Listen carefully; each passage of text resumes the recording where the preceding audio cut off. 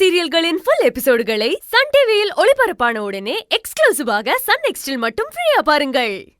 கையல் மேல கார் ஏத்துறதுக்கு முன்னாடி கார் திருட்டு போயிடுச்சுன்னு கார் ஓனரை கம்ப்ளைண்ட் கொடுக்க சொன்னேன்.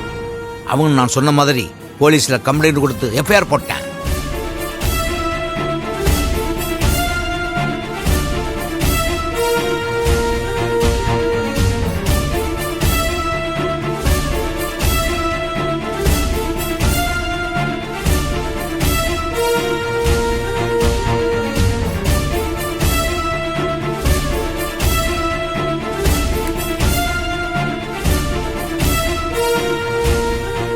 இப்போதைக்கு கிடைச்சிருக்க ரெக்கார்டு படி காரை திருடிக்கிட்டு போனவங்க தான் கையில கொலை பண்ண முயற்சி பண்ணியிருக்காங்க.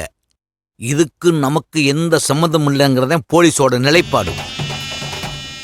அதனால பயந்து இதை யார்கிட்டையும் உளறிடக்கூடாதுன்னு ஆரம்பத்திலேருந்து உன்கிட்ட சொல்லி, எந்த நேரம் போலீஸ் நம்மளை தேடி வரும்னு பயந்து நடுங்கிக்கிட்டு இருக்காம என் மகளை இந்த வீட்டு மருமகளாக்க உன் மகனோட மனசை எப்படி மாற்றலாம்னு முயற்சி பண்ணு.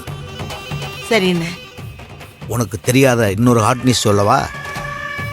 நீ சந்தேகப்பட்ட மாதிரி அந்த கையலோட ஆறுயிர் காதலன் பேர் என்ன, எழிலு, அவன் போலீஸ் ஸ்டேஷன் போய் ஆக்சிடென்ட் பண்ண கார் ஓனரை கொலை முயற்சி கேஸ்ல அரெஸ்ட் பண்ணுங்கன்னு தையா தக்கான்னு குதிச்சிருக்கேன்.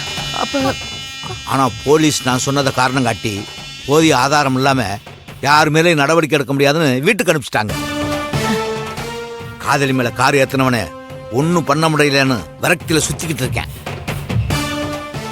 நீ நிம்மதியா இருக்கணுங்கிறதுக்காகத்தான் நடந்த அத்தனை டீட்டெயில சொல்லிக்கிட்டு இருக்கேன். சபாஷ் என்ன, ஆதாரமே இல்லாம தேவியோட அஸ்திவாரத்தை அடிச்சு தூக்கிட்டீங்க.